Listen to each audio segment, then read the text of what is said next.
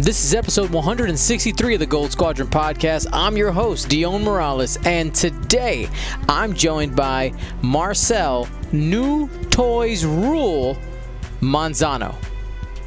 Oh yeah, New Toys.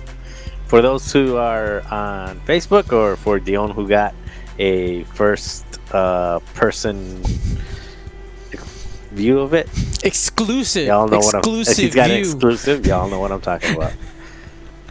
Yeah. Will Scrumptious Hegwood. Delicious and filling. Yeah. And Ryan, and still your lore master champion until defeated, Staniszewski. That is correct. Took down Mr. Matthew Carey, who keeps a spreadsheet of all the nicknames of pilots on top of the points changes, which was stunning. Oh, wow. Oh, wow. Well, today we got a full show. We're going to be breaking down the Scum and Villainy faction, going through the chassis, talking about their place currently in the meta and where they might go in the future. Just like last time, how we ranked, FO, Scum, we did FO, Grand Republic, Resistance, and Separatist last time, but those are very small factions compared to the original trilogy factions. So today, it's all about Scum. We're going to give you a list of the week, but first, we're going to go ahead and hit our announcements and news. So the first thing, which is, I think, relevant to us, is Disney announced that the Bad Batch is going to be a show that's coming to Disney Plus, a animated show just about the Bad Batch, and we know according to the text here that it's actually going to be happening after the Clone Wars, after the aftermath of the Clone Wars, which is actually I find really interesting. And I think this could do two things for the game. I think that we could end up getting the Bad Batch like during Clone Wars pilots, and then who knows where they would fit in afterwards. I mean, we have to see what the story happens, but could be cool. I'm excited. It was part of the story arc for the last season of the Clone Wars. Really, really good. Any additional comments from my friends? No? Cool. Let's go. Oh, I thought Will was about to say something. I muted his mic. I was trying to think of what ship do they even fly? Do they have a transport that's like specific to them or anything? They seem to have, yeah. In the first 4 episodes, their shuttle seemed like it was just theirs. Mm-hmm. But that'd be like the only ship. The biggest part about this that does excite me is the it's seemingly immediately post Order 66 timeline. Yep. Like, from the clone perspective, from clones that aren't perfect but have maximized their potential with their slight mutations. Like, are they fully on the Empire side? Are they going to be fighting? Do they have the implants correctly? Like, we don't even know right now. We know nothing. So I think it should be cool. And of course, once it comes out, we'll talk about it a little bit. We'll see how it applies to X-Wing. And there's 5 of them now, right? Because what's his face became a part of the Bad Batch. I'm missing his name. Cody? No, not Cody. It was either Echo or Fives. Fives. Was it Fives? It was Fives. Yeah. Or was it Echo? I don't know. I'm seeing the chats going like 5, Echo, 5, Echo. They can't make up their mind. I think, Echo... That might be a spoiler. Let's keep it a mystery. Oh, watch it yourself. There you go. All right, cool. But anyway, should be cool. We'll see what happens. Next story I want to hit today is something that's being reported by a couple of players. This came to us first from Tommy Adams, longtime GSP viewer and part of the fam.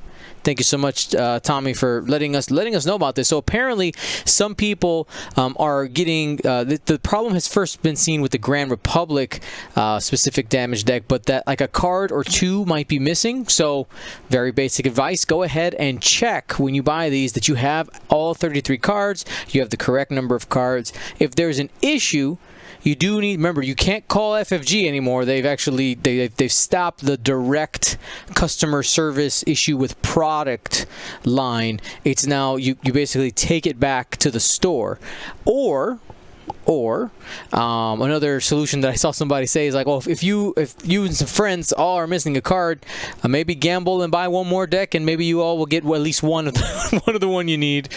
I mean, there's no perfect solution, but with swapping it out at the store, your store will be able to send it back to FFG and get their money back for that. Just the store doesn't necessarily lose anything on that. But yeah, so just watch out for that. And I would suggest go ahead, check any of the specialized damage decks. And honestly, I've even been at events where they give out a damage deck and there's been a card missing here or there. So watch out. Next, just a reminder here, the in-flight report, which is the big Gen Con report given at the beginning of Gen Con, is happening still, but it's going to be live stream July 29th, 7 p.m. Central.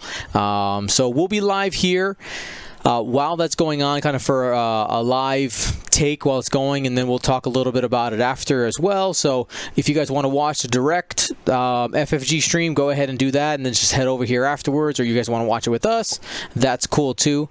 And we'll hang out, and we'll basically duck out after X-Wing. I don't really care.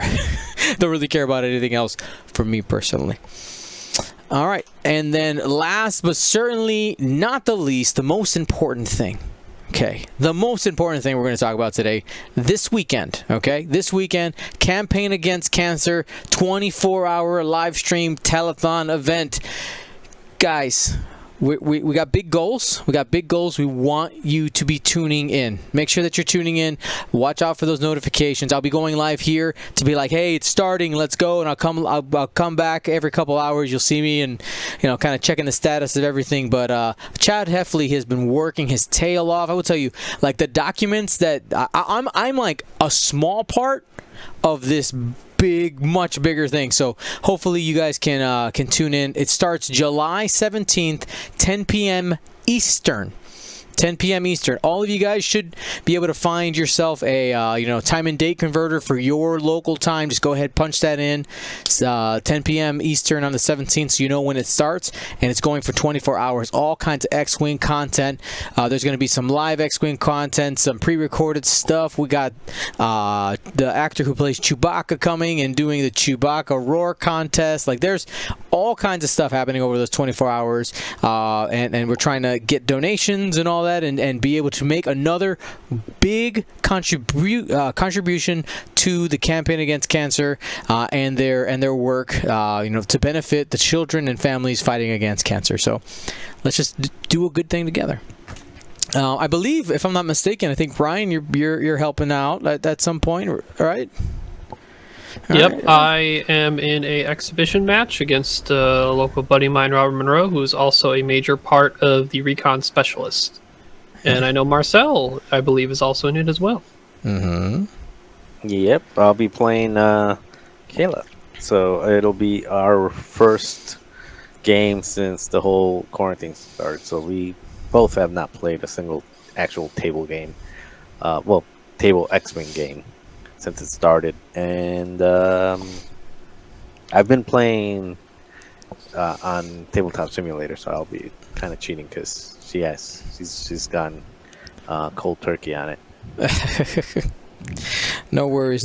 Well, now we know what's going on, and super excited for that. Again, tune in, hang out, watch as much as possible. Let's keep that excitement going 24 hours. I'm not asking anybody out here to watch for 24 hours, but if you can, Iron Man prize to you. All right, well, let's go ahead, and we're going to jump in to our topic today. So let's go ahead and do that here. All right. So today we're breaking down the pilots of Scum and Villainy. What's going to happen? We're going to do a round table between myself, Marcel, Ryan, and Will, and we're going to put up a pilot. We're going to talk about it a little bit. What are some of the strengths, some of the weaknesses? Each of us will give our assessment on what tier we think this is going to, where this chassis will be. Now, remember, we're not necessarily talking about a specific pilot in the chassis, but the chassis overall. Now, for instance, when we get to the fire spray, okay, like that's probably going to be an S tier chassis because Boba Fett alone puts a whole team on his back, right? So that's a great example there. But yeah, we have 4 levels: S tier, A tier, B tier, C tier. We'll have a discussion amongst ourselves. Be a part of the conversation in the chat, and we will go ahead and just end up with some awesome rankings. So we're going to get started, and our first one goes to Will, and the chassis is the Quad Jumper. Oh, you're pulling on my heartstrings already. Quad Jumper, cheap for its hull of 5. Got that tractor beam. Oh man, now I forget. They're putting me on the spot. Something tractor array. Pinpoint. Anyways, pinpoint. Pinpoint tractor array can give out 1 or 2 tractor tokens. Very unique action. Lot of slots.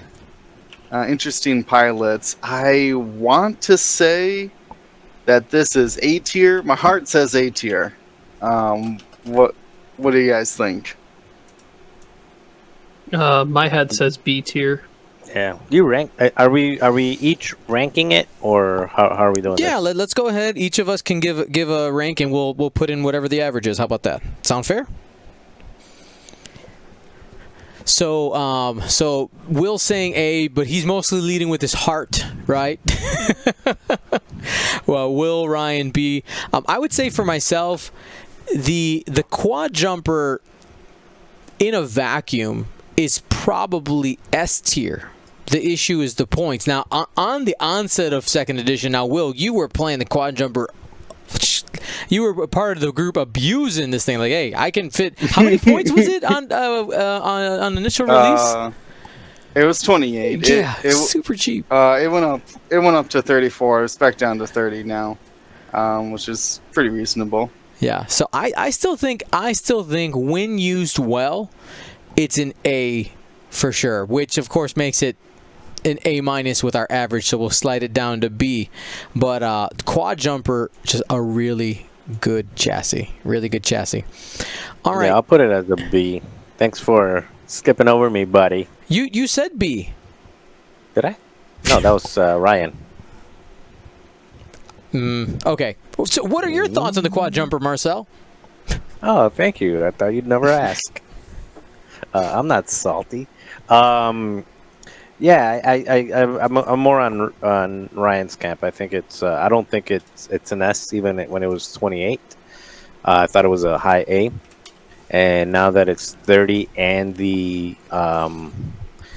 and it changes with the being able to tractor someone, and then they get the chance, especially if you reposition them, they get the chance to turn now, which made tractoring a little bit different. Means that if you're moving somebody at initiative 2, they can take the stress to change their which direction they're facing, and assuming they have a blue set in, there's no consequence for them changing their position. So that kind of makes their ability, especially at low initiative, a little worse. So I would even go as far as making it B minus. Yeah, it seems like Emerald Beacon is agreeing with you, and that's a solid argument. I think I do that too. With the But what is it? Go ahead. Dion, you're right. It's just that with the new updated tractor rules, Quad Jumpers B tier at best. You're right. Which is true. We were referencing how good they were back in the day. Mm-hmm. In current rules fashion, you can't just move somebody and be like, haha, now you hit the rock. So yeah, there's a little bit more consequences. You're right. I concede the A. It's still an A in my heart. Yeah, it's definitely closer to like what Marcel's thinking, like even B minus potentially, because realistically on a competitive side, we haven't seen it anywhere since the new points, even though it went back down, not as far down, but it's just not seeing use still, which could even lend itself to a C. But I think just the tractor at I1 is still powerful enough to make it in B if it's a low B anyway. Solid. All right, Ryan, since you're here, we're gonna go ahead and move to you, and we're gonna chuck you the Lancer class Pursuit Craft. You love pulling heartstrings, man. I love me some Ketsu. But I think this is C. The base Shadowcaster Shadowport Hunter doesn't get used. Asajj doesn't, like, there's combos there to be like tanky-ish, but using the Force requires to use her ability via, and then lots Razi combination, and then you're just not doing a ton of damage for how much you're spending on Asajj to do all that. Ketsu's the only one who sees use, and that's even on the downturn, because you're spending almost as much for that Ketsu as the Dengars we've been seeing, or at least a base cost Boba. Not obviously the base cost where you slap on Maul and Slave 1. So I think the Shadowcaster is C tier, unfortunately. All right, Will. Yeah, there's a couple standout pilots, then 2 dud pilots for sure. A difficult to use title. It's got 2 elicits, which isn't helping it either. Like it has potential, but there's too many negatives bringing it down. So I'm gonna have to go with C tier as well. Marcel. A lot of good points, but I think C tier is way too much, because Ketsu, in a good list, it's still I think Ketsu can be an A. I mean, right now you're not seeing Ketsu, you're not seeing, because Boba Fett is just too good. If Boba Fett wasn't there and Dengar and Fenrir are the other 2 really heavy hitters right now. They're initiative 6, so Ketsu being at initiative 5 really doesn't get to do what he wants to do, which is tractor for the other ships to take a shot. But he's still an A in the right list. If you put him on a list where, like the Ketsu, Ultrarock, and Cavill or something like that, it's still going to be up there. So I'm going to go with a B. And I even think that the generic is not that bad at 56 points. The generic, it's got 9 hull. I know. I see you're eyeballing it, because you've been, you've kind of crashed and burned a few times with it. But it's got a good dial. It's got 3 dice out of the front, 2 agility. It's got a rotating arc. It's got 5K turns. I think it's actually solid enough. It's a B for me. Okay, so it comes down, I mean, right now it's already going to be an average of C because of how the scale works. But, so, again, I think I wanted to hit, I put the Quad Jumper and the Lancer next to each other because Ketsu is the star, for sure, of the chassis. But, again, the tractor changes makes her less valuable. Pre-tractor changes, I think Ketsu could have pulled the overall ranking for the chassis all the way to A, because it was that good. But now, with the fact that, a single tractor token doesn't do anything to medium or large base ships, and the fact that the small bases now have more agency, which is not necessarily for the health of the game is a good thing, but just, obviously it's not as strong. I think, Sabine doesn't really have too much of a strong use. We don't see her play too much. The generic Lancer, I want it to be good. I haven't found it, at least. Maybe it's just me. And Asajj, I think, is too expensive for what it is. So, it ends up in the C tier. I'm going to call it C as well. So, there it is. Next ship we're going to take is going to be the Kirax Fighter, and it's going to be for me. So, the Kirax Fighter is essentially the X-Wing of the Scum and Villainy faction, right? We have 3 hull, 2 shields. I'm sorry, we have 5 hull and 1 shield for a total of 6 health. And really the one that shines the most is the the lowest initiative one, and specifically the list that I'm thinking of, which you probably are as well, is the Torkoal Mux with 3 of these and Captain Seavor. That's just a really powerful jousting squad, really efficient for the cost. But at the same time, you also have quite a few bad pilots for it. Graz the Hunter, for instance, is a great example. But at the same time, you have 2 pilots that stick out in a way that if you can fly it well and be effective, and of course have enough points to kit it out, they can be devastating. And that's Justero and the highest initiative one, Talonbane Cobra. The first time I saw, when I became a better believer in the higher initiative, the Kirax fighters, was when I saw Old Para bring Ketsu, Talonbane, and Old Terak in a list, and seeing how carefully he flew that and made it effective, even with some of the weaknesses of the chassis. The fact that there's no boosts, right? It's just it feels a lot less maneuverable than the Fang Fighter. But just seeing the positioning of there showed that it can be good, and if you can throw 5 dice attacks, can be really, really solid. Because of that, and the initiative 1, I'm going to go ahead and place it in the B tier, but it's a high B for me. I think it can be good, but I think it needs other pieces around it in order for it to be effective. By itself, it's a B. With other things like Torkoal Mux or something else that's going to boost that 3 attack dice gun, it ends up being an A. But again, in a vacuum, by itself, I think it's B. What are your thoughts, Marcel? It's kind of hard to argue, and I wonder how much of it again is because we've been used to the same type of scum list being dominant with that 2 and 3 ship list, or just the one that all the initiative ones that Octacon's been using lately. So it's kind of hard to argue. I'd like to put it in the A because I think one of the things that sets it apart from other ships is the double illicit plus double mod slot. So it lets you put, it lets you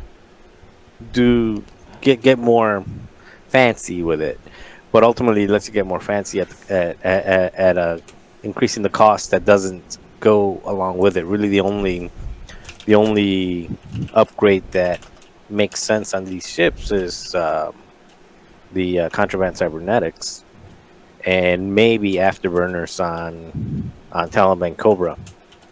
And those are really the only things. And then if I look at Talonbane Cobra, 50 points. Yeah, it's a good ship. Gets the extra dice at the extra range bonus, offense and defense. 50 points. You give it afterburners and contraband. Now you're at 58. I'd rather have Sunterfell with crack shot at 56. I mean, it's just when you look at it that way, you're just not. There's nothing you can do about that ship. It's just costed too high. And same thing with the just the generic at 38 points. The generic X-wing is 39. The Zealot. Mm-hmm. You get more out of the X-wing than you do out of this. The shields make a difference, and then the linked actions make a difference as well. The repositioning makes a big difference. So yeah, I got to go with you on a B. Ryan? Yeah, I'm as well. B tier. There's when generics are good for a chassis that I think has a higher when comparing it to a single name pilot can have a lot of value in list building, especially when your ace pilot isn't someone like Sunterfell or Darth Vader in comparison like the rest of the chassis. You're comparing it to Talonbane Cobra, who needs points to be even just effective, not even like great or good.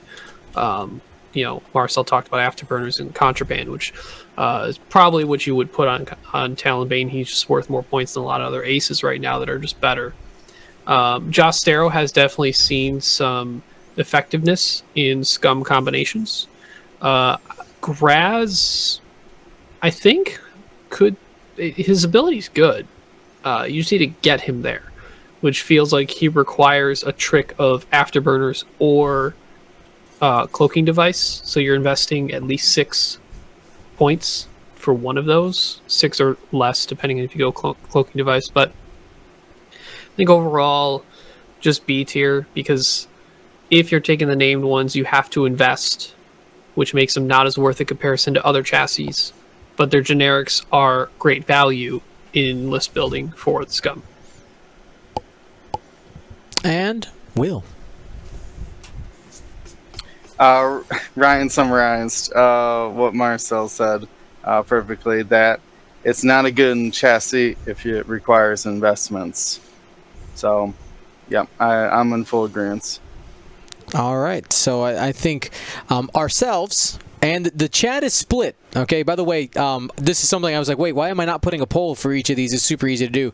So what tier the chat, the people watching, tied at B and C. So I think overall we're going to end up putting that in the B tier. Next ship goes to Marcel, and that is the Jump Master 5000.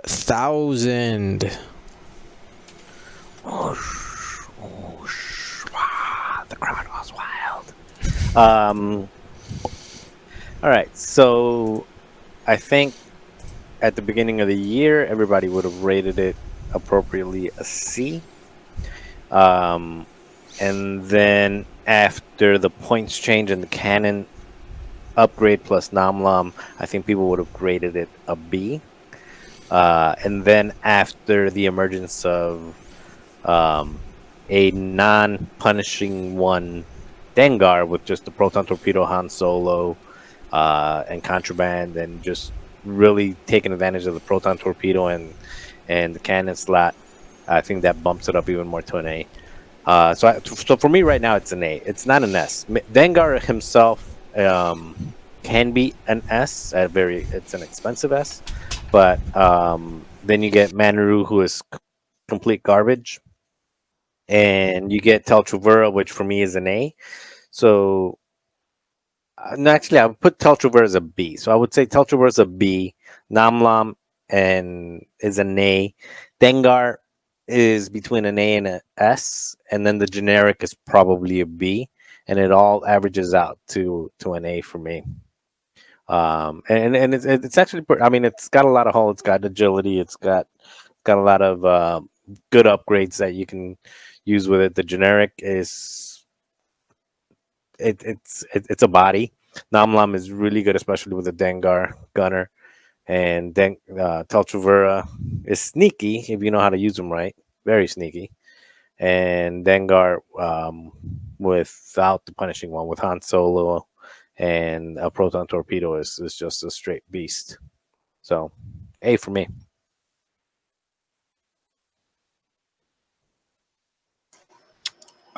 Pre the update where Jumpmaster 5000s got the cannon slot, I would have put them at whatever the lowest tier is. With the addition of the cannon slot, the availability of a gunner slot as well, allowing things like Han Solo and BT-1 for a fun auto blaster combination. I think it's in addition to Namlam as well. They've gotten a lot of advancements since it came out in second edition. I think now with those adjustments, it never got its dial back that it was going to have from first edition, but they gave it a pseudo 180 arc. It feels like a large base turret now. That isn't, what do I want to say? Restricted to being just kind of a blocker. I feel like the generic like Falcon kind of ends up in that role, but the 5000s continue to focus in on offense. They like their guns, like the munitions. So I think now I could go. I would probably go A. Yeah, that cannon slap is so valuable on them. Dengar uses it. Almost anyone is putting a cannon on them now, right? Like either auto blaster or ion.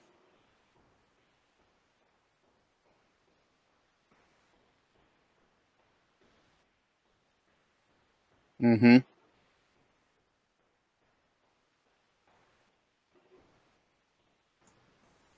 Yeah, it's yeah, I could see the argument for A or B just because Manaru and the Contracted Scout are just so bleh. It really shines with two aspects that the Jump Master can excel well at.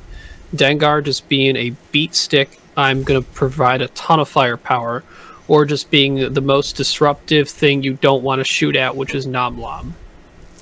Because if you shoot Namlam, at least whether Dengar gun or not, is going to be able to shoot back at you. Granted, with only 2 dice turret, but equipped ion cannon, you got a lot of shot coverage. It's time on target and a large base to get in your way at I1. Super annoying. So B plus A minus, move it up to A just because that's where the average is at. Cool with me. Yep. Sorry, I was accidentally muted. Classic. Wouldn't be a podcast episode without me doing that at least one time. Yeah, so it averages out to A, and I was saying that I agreed with Will and Marcel. So let's go ahead and move the Jump Master there. All right, our next ship is to Will, and that is the Hawk 290 for the Killer Beard Hawk. Oh man. Once again, pulling on my heartstrings here. 'Cause I want to go out and say it. S tier. Oh, okay. Sorry, Dace. But Dace is just holding us back. S tier asterisk. Why do you do this to us, Dace? But all right, so one of the few small base primary turrets. The action bar alone, focus rotate, target lock rotate, boost, jam. You got crew, bombs, an amazing but expensive title to boot. You want to talk about pilots? We have two of the biggest, two of the most infamous Scum and Villainy pilots out there. Torkel, Mux, and Paylob. Steal your tokens, make initiative 0. I have the what is it? The Spice Runner. Spice Runner is a cheap turret and bomb platform as well. Dace is Dace. Ion is in the game, and large bases are coming back too. So hey, get your Dace lists out. But I think just purely on the variations of crew, bomb, and illicit, mixed with an amazing action bar, puts it just a higher caliber than other chassis, and firmly an S tier for me. Fantastic. Marcel? No, I can't go there. Now, I think, yeah. So the thing for me is, okay, so it's expensive. When you add the title, without the title, it's okay. It's probably a B without the title. With the title, it can get to an S if it wasn't so expensive. For me, it stays at an A. Even Paylob. Paylob lost a lot of what made Paylob great, just like Ultra Rock lost a lot of what made Ultra Rock great, and that is because of the Force. You know, Darth Vader laughs at Paylob, and all the Jedi laugh at Paylob. They're like, yeah, sure, whatever, do your thing. I'm still gonna take all these eyeballs and put them in your face. So I just don't think, yeah, I can't see myself putting that as an S for the kind of points that it'll cost. And you never see the Spice Runner.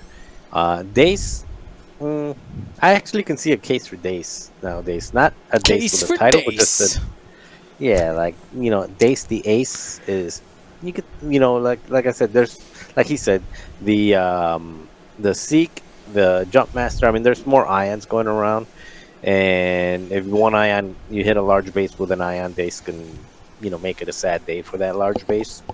I can see some utility for Dace without the title because it's not worth an extra 18 points. But if it were a little cheaper, S at the points that it is at now, it's an A for me, and it's proven by how rarely you see them on the table at competitive play. Ryan? Yeah, mostly in agreement with Marcel. I was going to put it kind of at a solid A, but it's kind of similar to the Jump Master, kind of floating between A and B, just that Paylob is neutered a lot by the effectiveness of Force users, just requiring to take those repositions and target locks, so they don't really need to take focus or evade as much. Torkoal proving to be really good, though, as a pilot, efficiently supporting multiple types of list variations, most commonly being the Cartel Marauder. Dace, whatever. He'll probably more likely trigger to a crit disable power regulator than actually hitting a ship with your other ship with an ion effect from something. So neat. I'm not against it being an A because I still think like it. If I compare it to what's in B, I think it is better than what we've seen in B right now. So I put it in A, just because the chassis and that front 3-arc primary added on the action bar, like Will mentioned too. Yep, I agree. And the superstar of the Hawk chassis is Torkoal Mux right now. Torkoal Mux, Paylob, Spice Runner, 50 feet, Dace. all jokes aside, honestly, yeah, I've also never seen the Spice Runner, so maybe it could be effective in some type of Scum Salad. We haven't seen it. I think it has to get a little bit cheaper, because at its current price, you start looking a couple points ahead, and you can get Torkoal Mux. You just take Mux. That's the clear choice. So yeah, we end up at A, and the chat majority of the vote agrees. Now I will say we got a lot more people watching than we have voting. Be a part of the conversation. Super easy. All you got to do is type 1, 2, 3, or 4, or even we have a program now where you can type actually just S, A, B, or C, and that works too. This is practice for November. Do it now. There you go. And next we have the G1A, and Ryan, we're going to stay with you. What are your thoughts on the G1A Starfighter? Man, do you know us that well? I know you guys pretty darn well. As much as I like to try and employ Forlom whenever I do fly Scum, which is minimal, stress effects even to this day right now, and how the tight area that is, it's the whole like effectiveness points. It's a cool, like, Forlom needs to be in lists that are other threats, other target priority decision issues, and finding that without losing firepower or going on too many tricks is weird. And then we just don't see the Ganfinesman. We don't see Zuckuss, even though Zuckuss could provide some solid additional firepower for, like, he's 45 points. Like, that's a middling tier X-Wing. That's not terrible, but he's a medium base, and his dial's not great. He doesn't have Forlom tricks to mitigate the dial. So unfortunately, another favorite pilot of mine needs to be in C tier. All right. I'm going to go ahead and go next. Yeah. The Forlom is good. Forlom is scary, and a good list is really, really terrifying. I'll go ahead and talk about Zuckuss a little bit. That additional die that you're able to roll is nice, but I don't... For the cost and the fragility of... So, having one agility definitely hurts. They can get burned down really, really quickly. And the the dial just kills it. You basically get one good pass with Zuckuss, and by the time you get everything turned around, you're probably behind. And the only one, like you said, who can really mitigate that is Forlom. Any additional thoughts, Marcel? Yeah. Staying on the C train here. You know, when you compare it to the B-Wing, which is what it used to be compared to in the past, when you compare it to the B-Wing, it just doesn't hold up. It doesn't have... It needs a title to really reposition. It's a big base ship, so it's going to bump and hit asteroids more. It's going to take less actions because of that as well.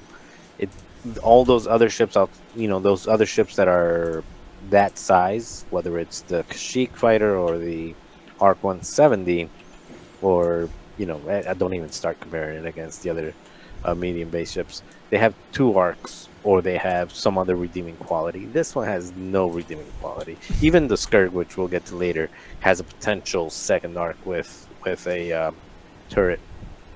So this one does not have any of that. Has a terrible dial. Has 2 ships that have really cool abilities. They're just not worth the points that you have to invest in them to really get those abilities to trigger. I think the only person that I've really seen fly them well in a put together list was I forgot. It was that young kid in Indianapolis, like in Outrider forever ago. Oh, Dominic. Yeah, that's Dominic. When he did the Paylob Boba Forlom when they were all super cheap and they shouldn't fit in the list that they Dirty. did. Dirty. Yeah. Like, ever since then, it's just like I said, I just don't think it's worth the plastic. Is that going to back too much? Wow, you're saying that it's sub C. That's where, if we had a category lower than C, that's where you'd put it. I think out of the entire Scum faction, this is the worst ship. All right, strong, very, very strong. All right, so Will. I wish I could. I wish I could argue in favor of the G1A. I think there's just a couple things missing that it as a chassis could be taken advantage of. Its shining star is its white jam action, but without any combos of that, like Forlom's advanced sensoring, and I guess Zuckuss could utilize it, but we don't really see that ever. And this really haven't gotten a lot of upgrades that I wish would work. Like passive sensors doesn't really work on generics because they have such a hard time actually taking actions because their dial's such full of red maneuvers. I think it has potential, but yeah, there's outside of the comboing with pilot abilities, it doesn't seem to combo with anything else. So yeah, throw it in the C tier, I guess. All right. I was gonna say trash, but throwing this out there. Besides having it just go down in points, what would we think if this thing got a payload slot, bombs and devices? I think that would make it definitely more dangerous with the dial that it has, because it has a stop. Right, it has a stop, and then with the red maneuvers, where while you're having to get everything turned around, you can still be a threat. And I think that's the problem. Is like once it makes that first pass, it becomes a lot less scary. All right, next one here is the Fang Fighter. I'm going to go ahead and take this one here. It is definitely a favorite of mine, and I think the Fang Fighter is our first S tier ship that we have in this list. Now, not everything is unicorns and rainbows for the Fang Fighter. Specifically, it's 4 health. It's extremely susceptible to, if flown poorly, aka not in range 1, you can be super sad. And that's one of the biggest things that I look at for the Fang Fighter is that when flown well, it really can make an absolute huge difference. Let's talk about Fenrir, right? Fenrir hits like an absolute truck. Let's even just talk about the chassis. The chassis ability, right? The Concordon face-off. Being able to get that free evade, I have seen so many people be frustrated by oh, I got enough damage. Oh, wait. One die gets changed to an evade. You just have insurance. It's just sitting in there. The Fang Fighter Initiative 5 Old Terrak, good utility. We did see its cost go up a little bit and the last points change because getting rid of tokens is great, especially it says all green tokens, so that's including calculates and reinforces out there. Really strong. The Initiative 1 pilot, I think right now is probably the best point value out of all of them. Investing a lot of points in Fenrir can be really scary when you only have 4 health, but when you can take 1.5 protectorates for the cost of Fenrir, then you can build other things around it. That chassis ends up stretching quite a bit, and Octacon's list is a great example of the use of the Initiative ones with other tools around it. Just makes that ship absolutely devastating, but even I think in a vacuum it's really great. We've seen them do well in multiple pairs with just other Fang Fighters. I'm calling it S tier. Do we have any arguments? I think this one was a fairly easy one. Oh, Ryan's coming at me. Come at me. Fight me. I think it's A tier. While Fenrir is great, the Zealous Recruit is a good generic. The Skull Squadron Ace is good. Terok has unfortunately fallen from grace. Cad Solus is barely ever used. Enjoy Rekoff is a ship that people forget even exists. True. So, it is definitely A tier. It is bordering on S tier. And here's the key, like you mentioned. It can be in the right player's hands.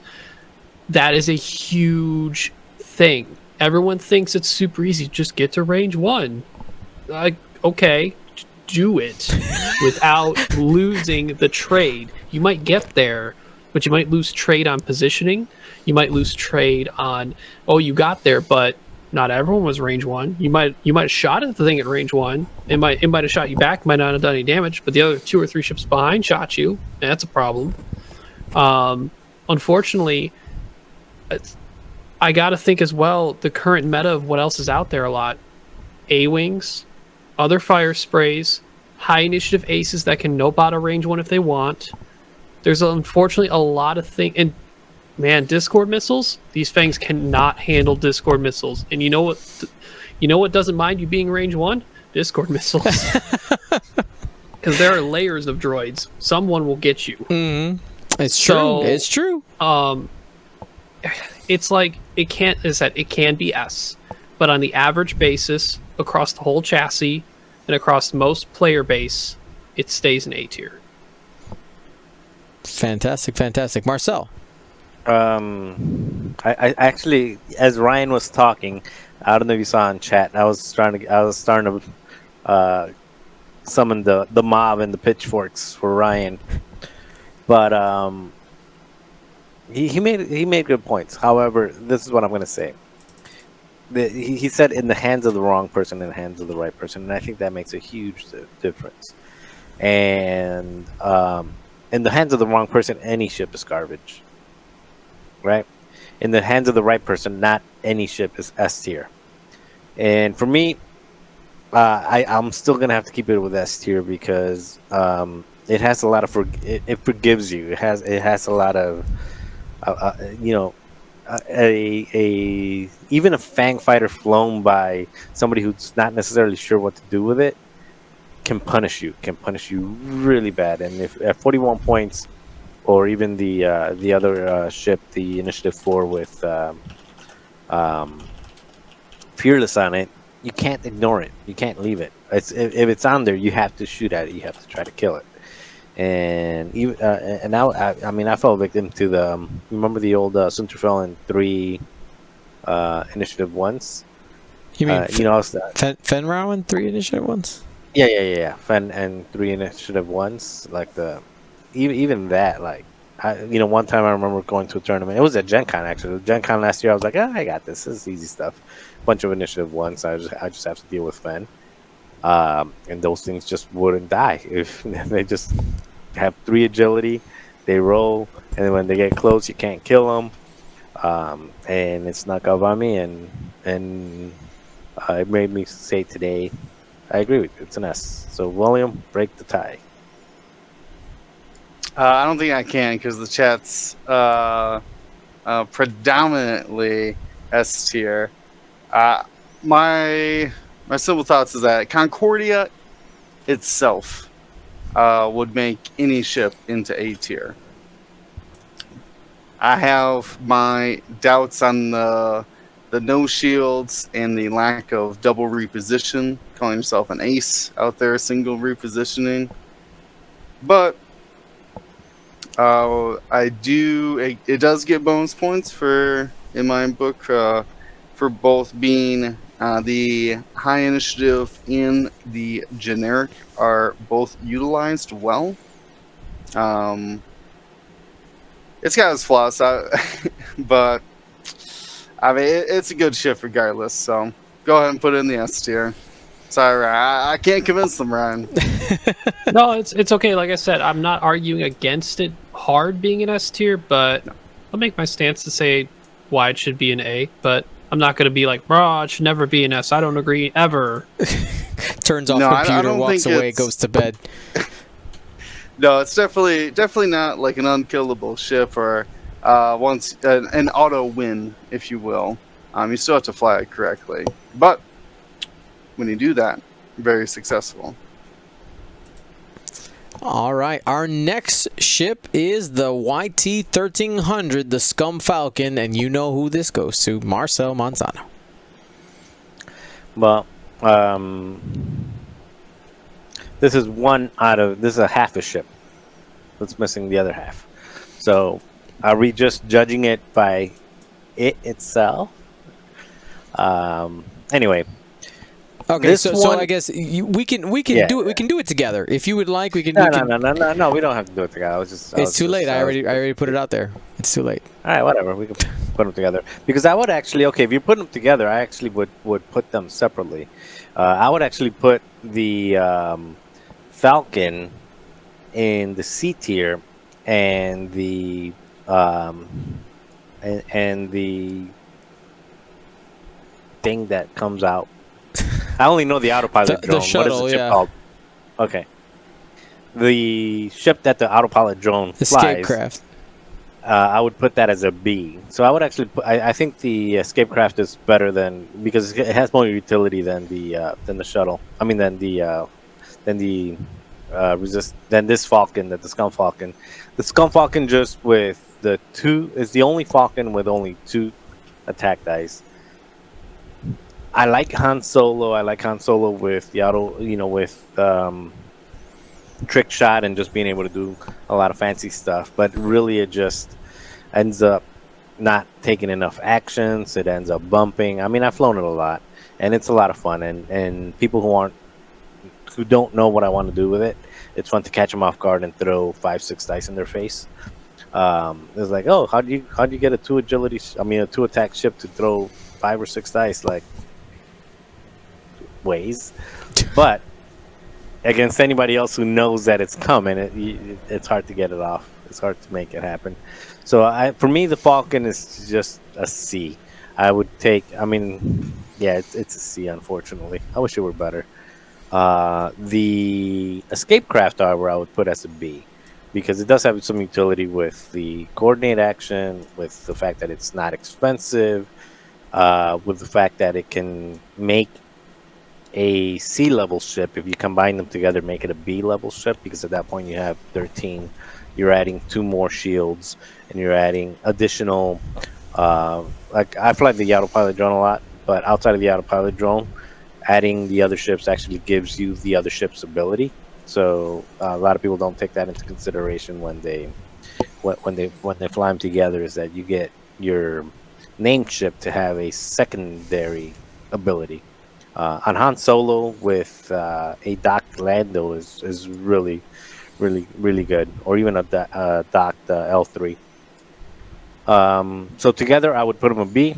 If they're separate, I would put the 1300 as a C and the shuttle as a B. Ryan? Pretty much in agreement.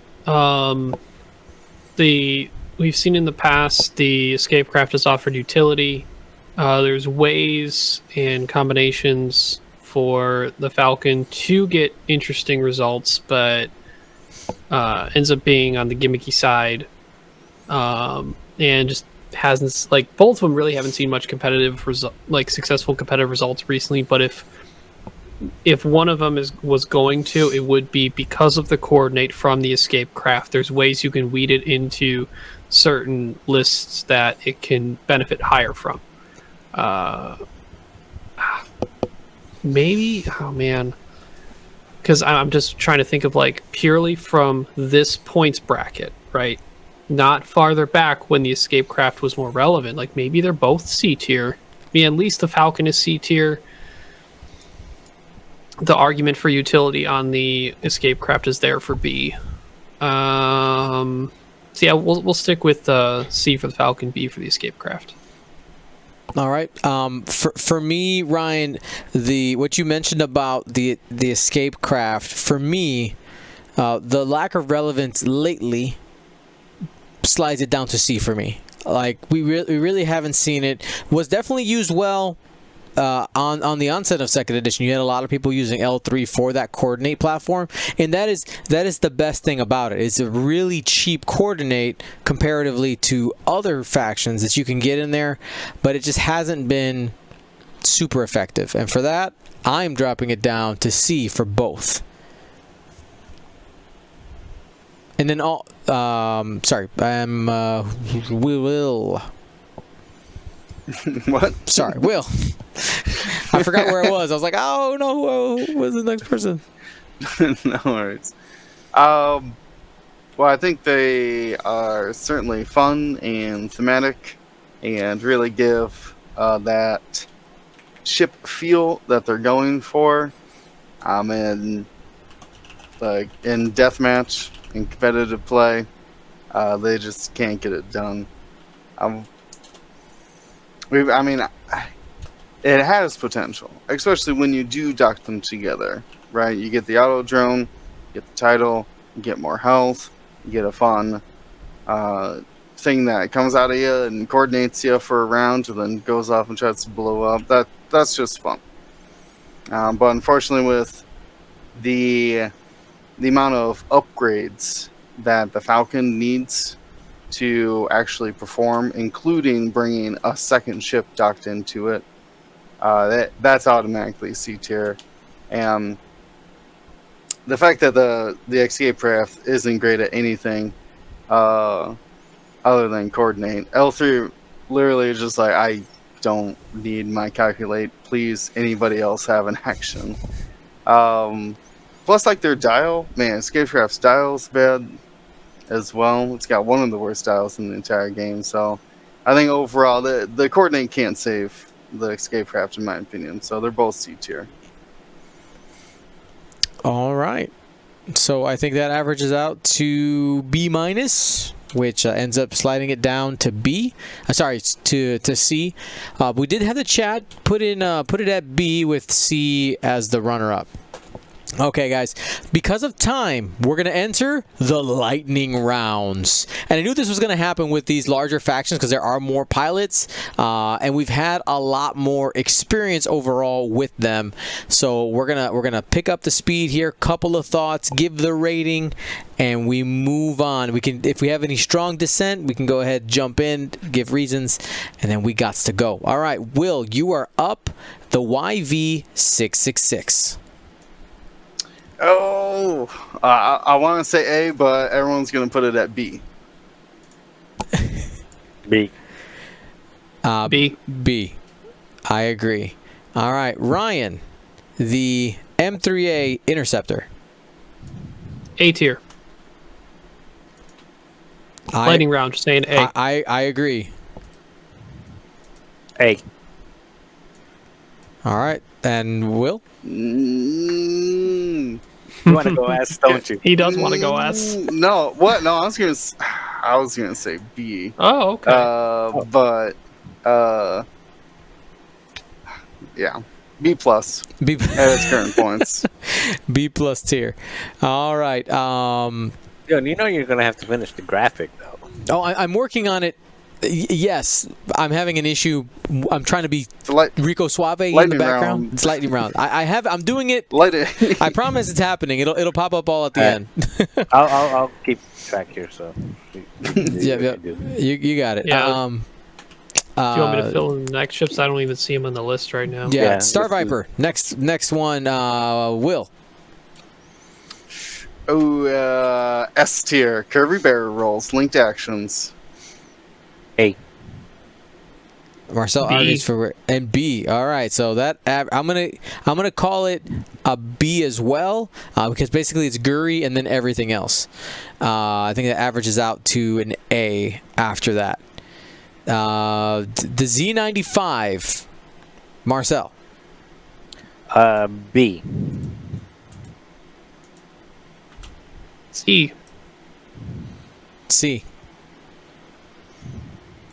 Oh man, you guys hate these ships. Give it an A, Will, and then we'll end up at a B. I was gonna say A tier, of course. All right, there you go. So it ends up at a B. Ends up Averages at a B. Okay. All right. Marcel gets what he wants. Marcel, the Skurg. Ooh, God, I still want it to be an A, but I'll give it a C. All right. I'm in agreement there with C. Like it has a lot of tools you can put on it, but it just doesn't have the horses right now. I agree with C. There's some tools, things that it could do to be scary, but it is C. Yeah, without double tapping and Drea giving free rerolls, the whole chassis went astray from its standard bombing. So Veteran turret gunner also got more expensive on that one. yeah, it needs to go back to its bombing roots, and we just are not going to see it played like that. C tier. All right. Will, the Mining Guild TIE Fighter. Ooh, that's actually a tough one. I would put it firmly in B. All right. I agree. Yeah, I mean, it's Captain Sivor, and the Initiative 1 kind of has something going for it. Ahab is also pretty good, but not enough yeah, to get it up to an A. B. It has outliers, but the chassis itself, like that ship ability, is mediocre at best. Yeah, I'd say a low B, just because a lot of the other chassis aren't used, but C4 is pretty good, and, average B is fine. All right. Ryan, the Kimogila. B tier. We've seen use even for the generic Cartel Executioner, but mostly Tyranny. Tyranny's actually been a driving force on a couple lists that have had some serious success. Serious in like top 16, top 8, which is still very good. But B tier. I'm in the same place. Yep. Ditto. Yeah, I like that we see it. That definitely keeps it out of the dumpster fire of C tier. So B tier at least. Speaking of dumpster fires, IG-88. Oh, The aggressors, they just don't have anything going for them right now. They have cool toys. There's not enough points or enough toys though to make them good. C tier. IG-88D. Oh. I think that IGA with something else, IGA, IGB, and a +1 is a good casual B list, but the ship itself is a C. All right, so I think Yeah, go ahead. I fully agree. They got nerfed hard with no linked actions and how advanced sensors works now, they're just not the ship that they were in previous editions, and I don't know if they can get back to their former glory. It's got to be a difficult balance because, like, look at just the stat bar 3-3-5-3. Like, that should be really good, but they're all I4 and they all have special abilities that make their costs so high, and you have to invest points. The medium base doesn't help them either. That too, yeah. Medium base, forward arc locked. Yeah, even with the hard ones available to them, that medium base makes it hard for them to keep anything on target. Makes it hard for them to stay on target for long. Agree. The Scum Y-Wing. I don't know who's next. Somebody. Just say something. You, Dion. Me. Oh, I said the aggressor. Oh, then it's back to me then. Yep. No, it's actually to Marcel. Marcel. Scum Y-Wing. Well, I hate Y-Wing, so I would put them in a Z minus, but realistically, probably a B. I'm surprised you gave him a B. I'd give him a C. You can put ion turrets on them and they'll be all right.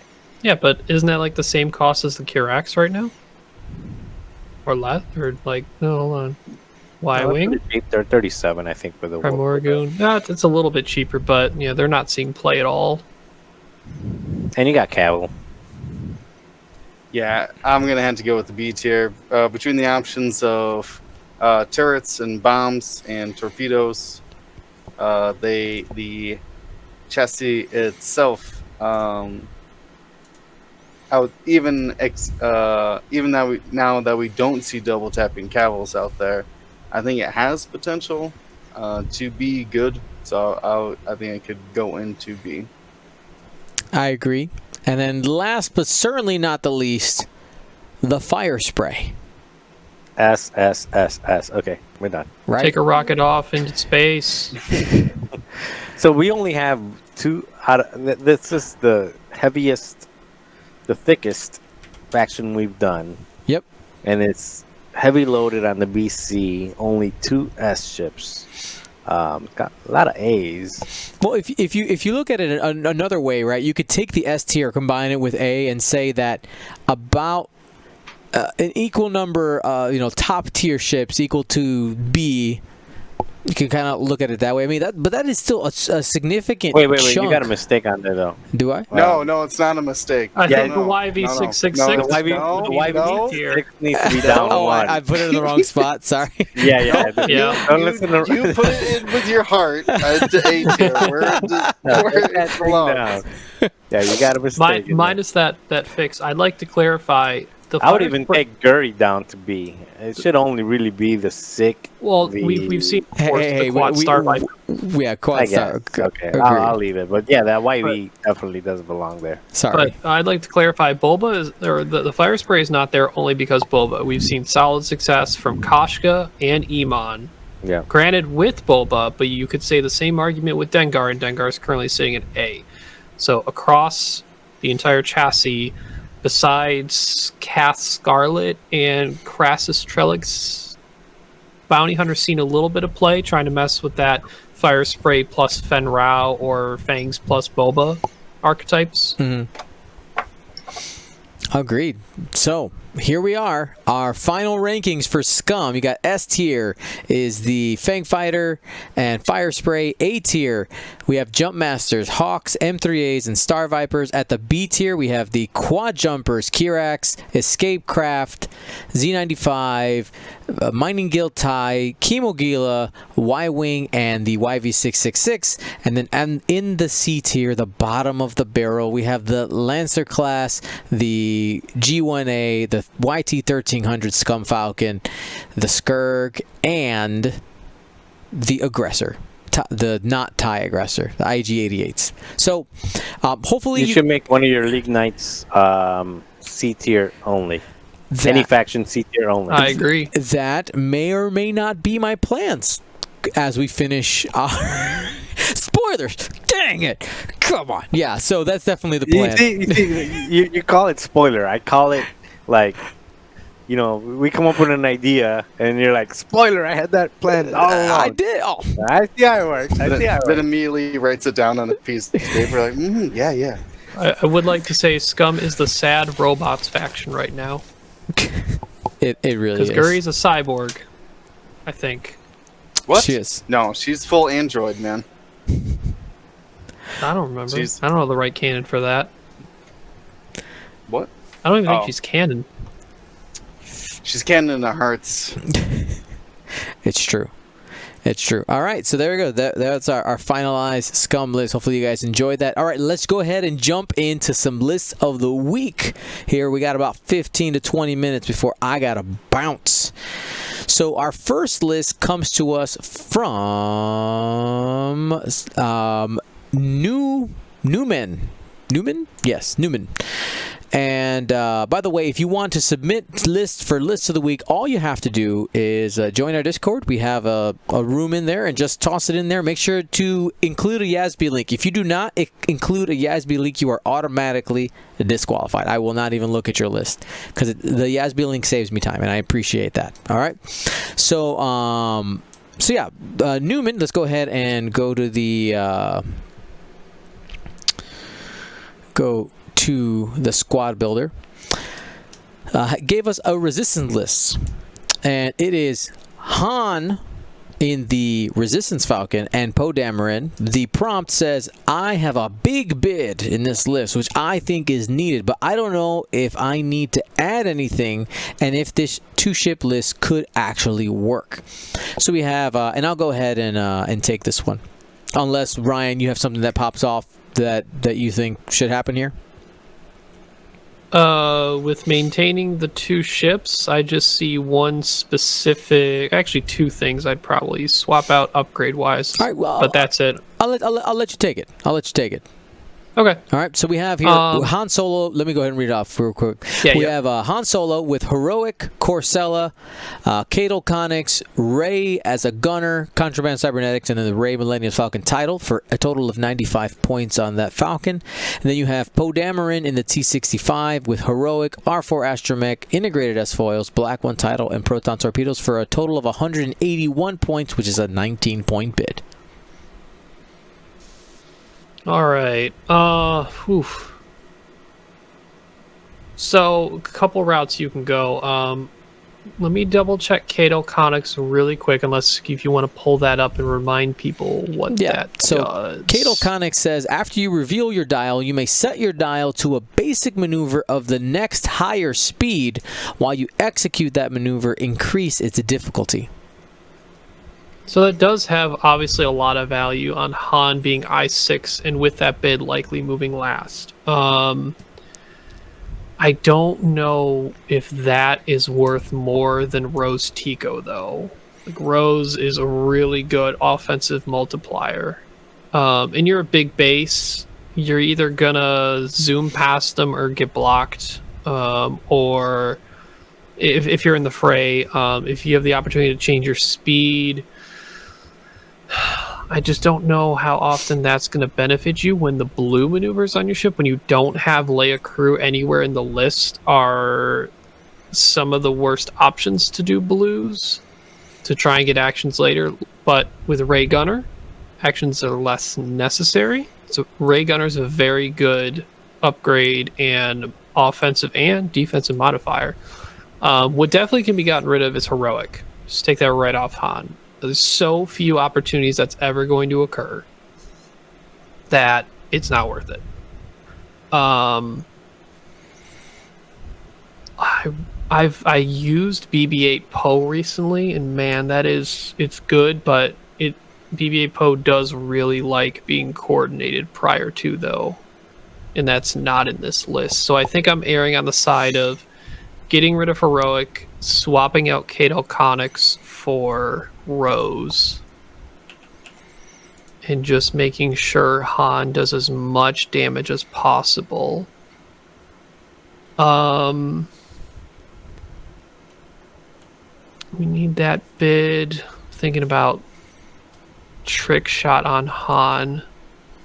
12 points is still pretty good. And yeah, that's probably enough. 12 points beats 12 points beats most bids. You can make an argument of taking Heroic off Poe and putting a lone wolf on there. Mm-hmm. But lone wolf 5 points hasn't actually shown as much value as it used to. Because you're only relegated to 1 reroll, and there's no guarantee it's going to be as worth it, especially defensively, when Poe is likely used his focus offensively. So the heroic insurance is probably fine there. All right, so we end up with Han Solo with Trickshot, Corsello, Rose Tico, Ray Gunner, Contraband Cybernetics, and Ray's Millennium Falcon. Then Poe Dameron with Heroic, R4, just unchanged there, S Foils, Black One, and Proton Torpedo. So you lost a little bit of that bid, but I do agree. I do think this is a better list. All right, our next list comes to us from Rowan3, and Marcel is going to break this one down. The list is Obi-Wan Kenobi. This is a Republic, by the way. Obi-Wan Kenobi with R2 Astromech 7B, Anakin Skywalker with 7B, and then Rick Olay with nothing for a total of 200 points. The prompt says, it seems like Oliver Pocknell, that's the world champion, was creating his world's list. He was looking for force, mobility, and 3 dice attacks. I started this list with the idea of creating a Republic version with similar ideas. In looking at Republic 5s, it seems like it struggles with Initiative 6s and Big Bid Boba. I'm still not happy with this version. Is it a faction weakness, or is there a better way to get a similar result? All right. So, it is a faction difference more than a faction weakness. So you have, you're not going to replicate what Ali did with or what people are doing with the Imperial side of it, because it's just completely different ships and different costs, especially if you're trying to go with Anakin in this list. How much is Anakin? 82. So yeah, you're just not going to be able to do that. Now, what you can do is try to overcome some of the things, some of the downsides to it.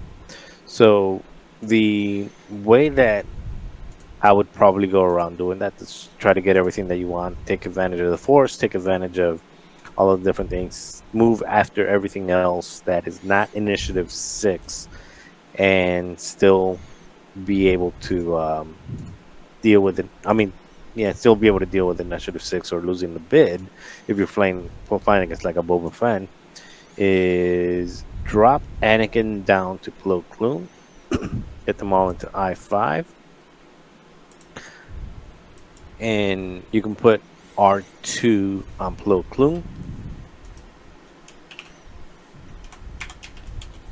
So you get that double regen. It makes both of those ships live forever. And then you throw Sense on Obi-Wan. And in doing so, that you get your 3 I-5, your 3 Initiative 5s, you get 1 95, and you can Rick Oldie, if you end up losing them, you're losing 42 points. So it's kind of like your throwaway ship, but it's a throwaway ship that has a free evade, it can reposition it with a focus or a boost and still have an evade, so it can serve as your blocker. So it has a lot of utility. They're all Initiative 5, so you can do a whole lot with that. And then your 2 heavy hitters are regen.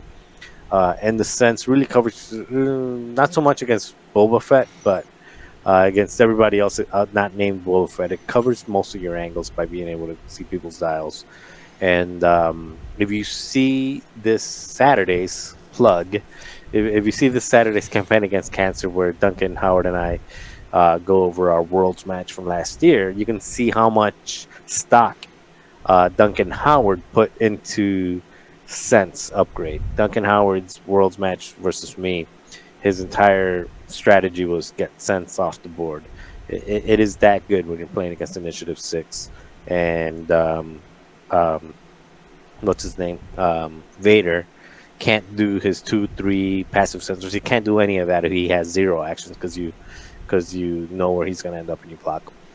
So anyway, this is for what you're trying to do. This is probably it, but I'm going to change it a little bit more and try to tweak it and improve it so you can do a lot more with it and make it more competitive against other things, not just Initiative I-5 and I-6. So you're going to take Plo Koon and drop him down to a calibrated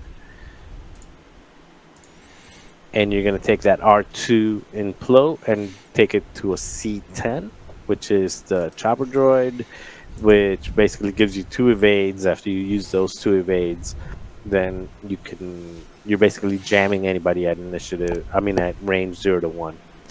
It gives you a lot of points to put Rick only on regen. So you put R2 on regen, you put R2 on Rick, advanced sensors on Rick, and you throw Daredevil on Rick because Daredevil is fun.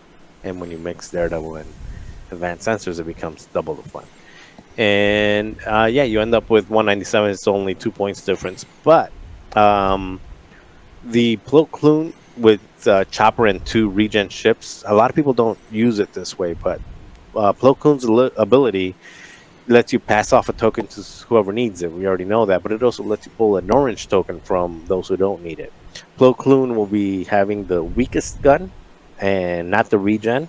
He's the cheapest ship, and he will have the weakest gun with only shooting 2 dice out of the front. So if anybody goes after Obi-Wan with sense, who's going to be your biggest target, Obi-Wan can choose to regen, get in, target lock, threaten somebody, and then if people are like, well, he's regen, I'm not so much worried about him, Plo Koon can then pull that weapon disabled away, and the next thing you have Obi-Wan at range 1 with a target lock and able to shoot when people thought he was going to be weapons disabled. So this is probably what I would go with above all.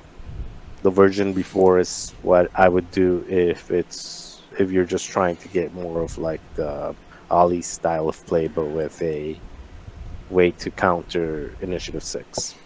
One of the things I want to note when trying to build, I'm going to specifically talk about Ollie's list. Some of the ship chassis themselves in that Empire list, so this is Whisper, Grand Inquisitor, and Vader.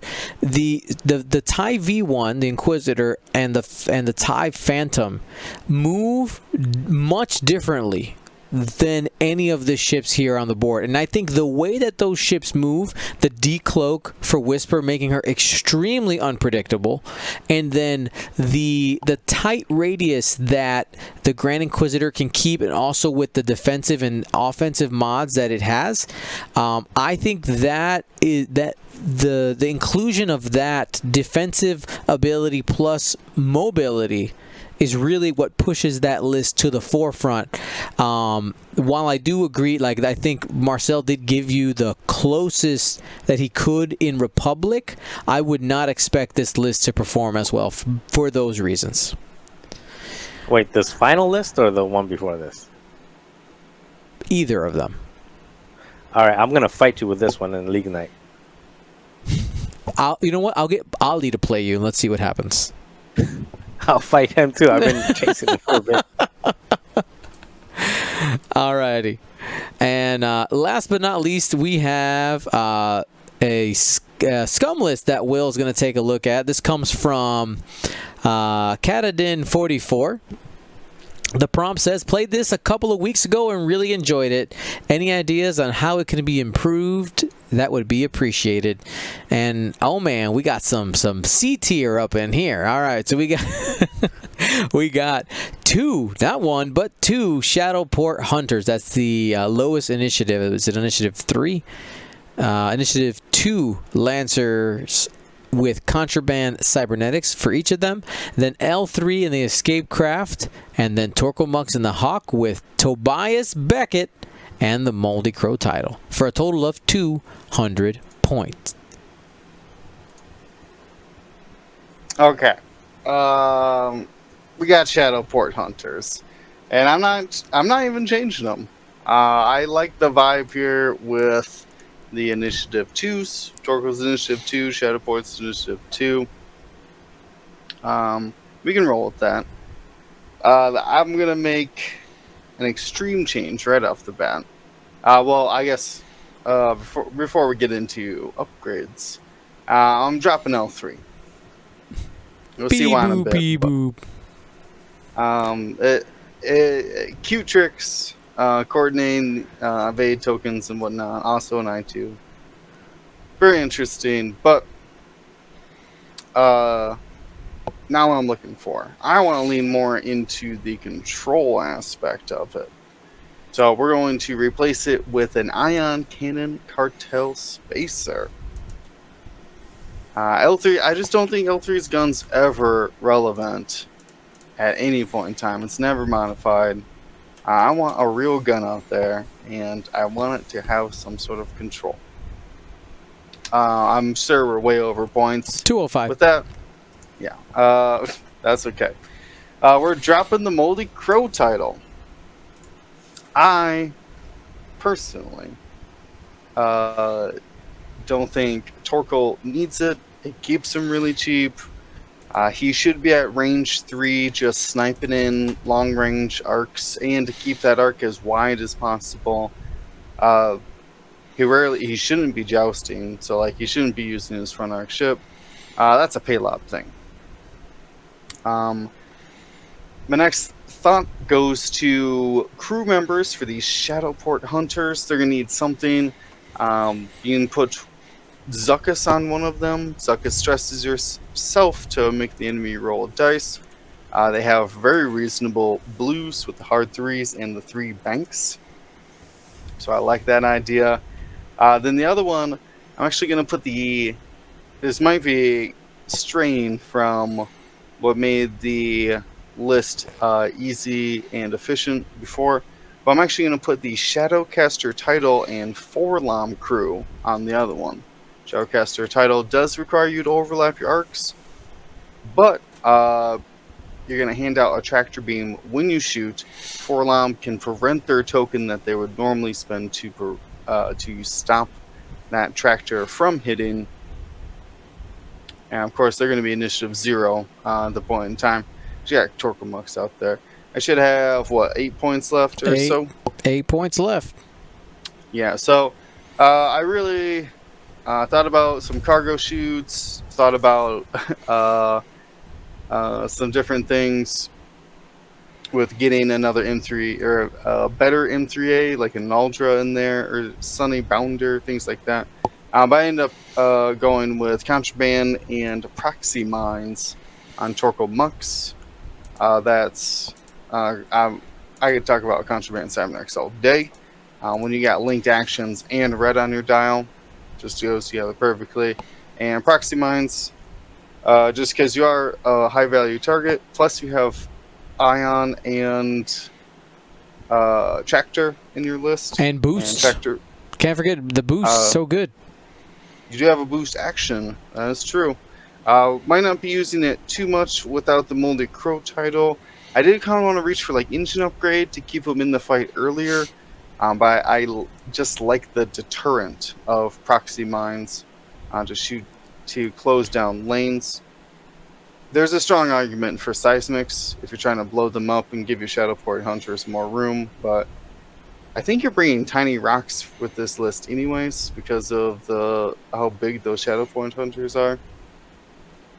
But really it comes down to is tractor beaming, ionizing, and making a ship initiative 0, trying to take away all of its agency so it can't even do anything against your C-tier ships.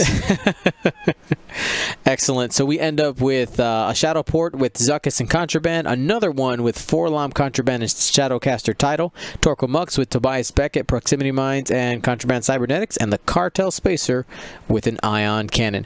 Hopefully, I don't know what that means, but hopefully you enjoyed this week's List of the Week segment. I know this is probably one of my favorite segments where we just get to theory craft a little bit and maybe go outside our box from what we would normally start a build from, because it starts somewhere else.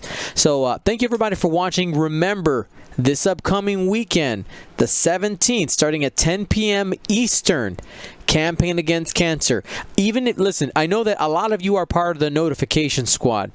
I am urging you, even if you turn it on after, I don't want you guys to miss the awesome content that's happening for the Campaign Against Cancer. Even if you leave it on in the background all day, watch, support. I'd say a lot of work has gone into it. If you can donate, great. If you can't, come and just be a part of the fam. Come hang out. It's gonna be a ton of fun. What are the ways to donate? What are the ways to donate? So the campaign against cancer is taking care of that. It will all be announced live. There are a couple of details that we're still working on to make it as easy as possible for all of you.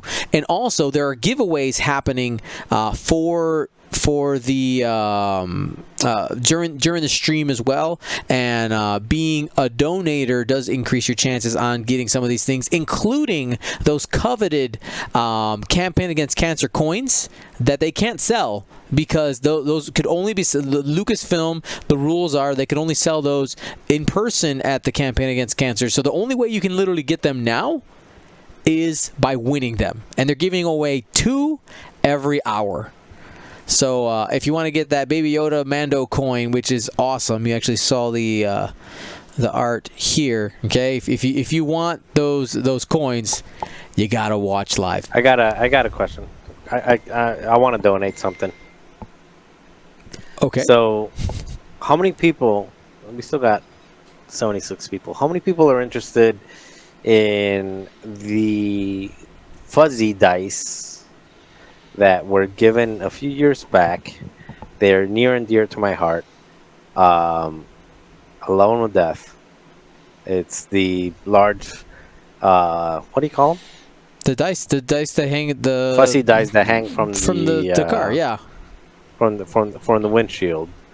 I will. I'll talk to Dion about it, but we'll figure out a way to either auction them or give them away after a certain milestone. But that's my gift to the campaign against cancer. Wow. And you know they're near and dear to me. They are highly coveted because they only made so few of those. Oh wow, that's awesome, man. All right, we'll get it figured out. Everybody, again, hopefully we see you this weekend. You're gonna see lots of faces on stream. It should be awesome. I'm excited. Thanks for watching, everybody. We love you, fam. Be smart, be safe. Gold Squadron out.